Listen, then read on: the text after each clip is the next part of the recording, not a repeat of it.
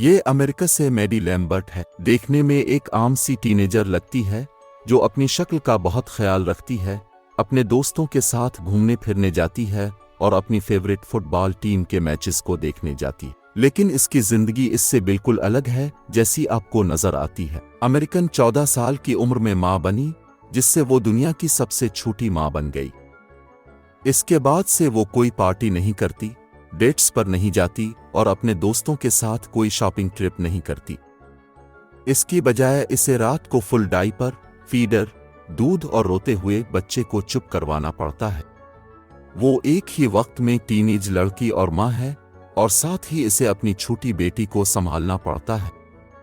लेकिन एक 14 साल की बच्ची, जो प्रैक्टिकली खुद एक बच्ची है, छोटे बच्चे को कैसे पाल सकती है? इसकी डेली लाइफ कैसी है? कौन सी मुश्किलात का सामना करना पड़ता है?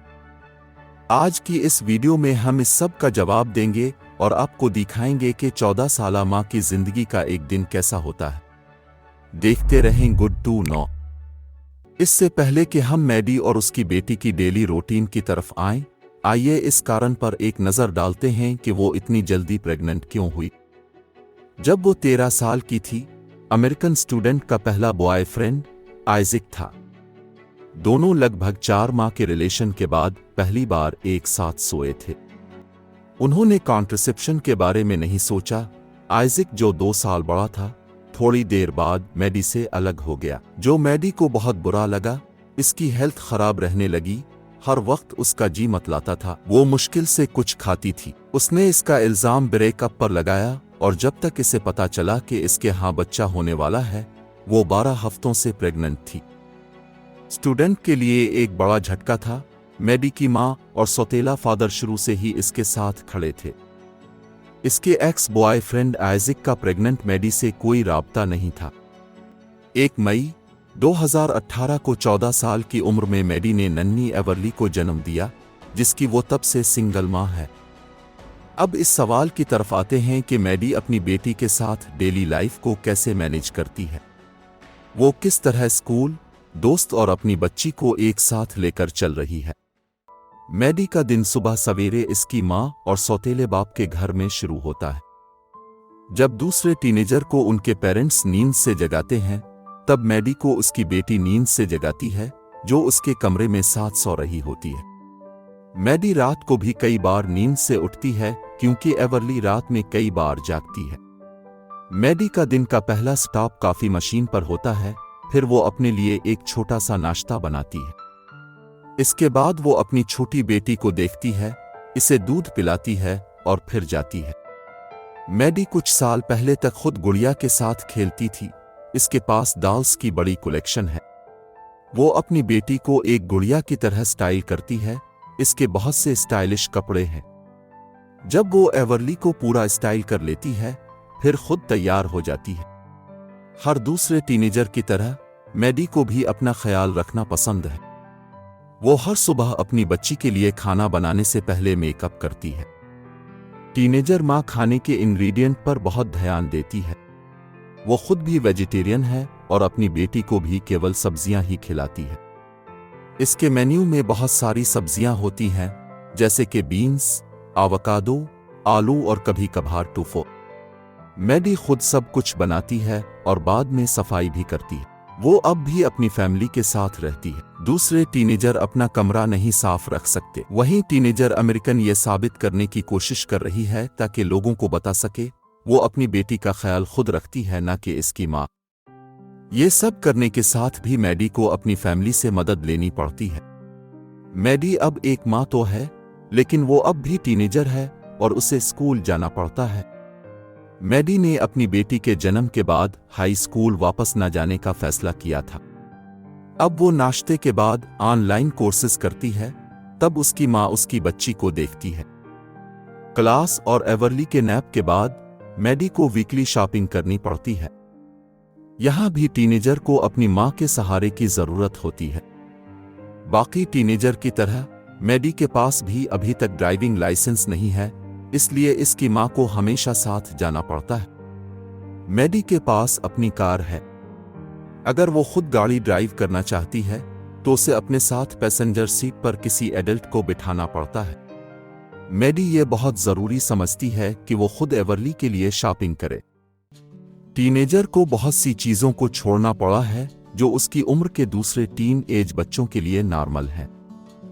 जब बहुत से टीनेजर फैमिली कुत्ते को वॉक भी नहीं करवाना चाहते, वहीं मैडी एक छोटे से इंसान की हर चीज़ के लिए जिम्मेदार है। इसका मतलब ये भी है कि जब छोटी बीमार हो जाती है तो मैडी को उसे डॉक्टर के पास ले जाना होता है, एवरली का ख्याल रखना पड़ता है। एवरली को बहुत सी अलग अलग एलर्जीज हैं, इसलिए अस्पताल रुकना और दोपहर के वक्त डॉक्टर के पास जाना भी उसकी डेली रूटीन है। इसे कई बार अजीब बातें भी सुननी पड़ती हैं। वहाँ के मुलाजमीन ये नहीं मानते कि मैडी एवरली की माँ है। इसे बहुत सी चीज़ों से लड़ना पड़ता है जो इमरजेंसी में जानलेवा भी हो सकती है। टीनेजर माँ को एवरली के इलाज से पहले डॉक्टरों से बात करनी पड़ती है। मैडी एवरली को संभालने के साथ वो अपने दोस्तों और अपनी स्कूल लाइफ को भी याद करती है। यही वजह है कि वो कभी कभी पुराने क्लास फेलोज के साथ शामें गुजारती है और अपने पुराने हाई स्कूल में खेलों के मुकाबलों में भी जाती है। एवरली जाहिर है तब अकेली तो नहीं रह सकती, वो अपनी बेटी को भी साथ ले जाती है। पहले तो वो अपने पुराने दोस्तों के रिएक्शन से डरती थी। मैडी का कहना है कि इसके स्कूल के लड़के इसका मजाक उड़ाते थे और बहुत बुरी बातें कहते थे। मैडी को इससे बहुत तकलीफ हुई, लेकिन इसके दोस्त उसके साथ खड़े रहे। अब मैडी का अपनी छोटी बेटी को फुटबॉल गेम्स और हाई स्कूल के प्रोग्रामों में ले जाना एक नॉर्मल बात है। जब इसके घर पर दोस्त मिलने आते हैं तब भी कुछ नॉर्मल नहीं होता। जब दूसरे टीनेजर एक साथ पार्टी कर रहे होते हैं, घूमते हैं, बेबी एवरली हमेशा मैडी और उसके दोस्तों के साथ होती है। इसके दोस्त साथ मिलकर एवरली के काम करते हैं, जैसा कि डायपर बदलना, खाना खिलाना, शॉपिंग करना। ये सब करने के बाद मैडी ही जानती है कि बच्चे के साथ जिंदगी कितनी दबाव वाली है, क्योंकि जब इसके दोस्त शाम गुजारने के बाद घर चले जाते हैं तो वो एवरली के साथ अकेली रह जाती है। फिर इसे अपनी बेटी को रात के लिए तैयार करना होता है और इसे सुलाने के लिए बेड पर ले आती है। मैडी दिन के आखिर में बहुत थक जाती है, लेकिन वो तभी आराम कर सकती है जब एवरली सोती है। एवरली के सोने के बाद वो जल्दी से शावर लेती है और बेड पर चली जाती है। लेकिन इसके पास सुकून करने का बहुत थोड़ा समय होता है, जैसा कि शुरू में बताया था। एवरली रात भर नहीं सोती, वो थोड़ी देर बाद दोबारा खेलने के लिए उठ जाती है। मैडी इस बात से खुश है कि इसका छोटा भाई भी रात में नहीं सोता।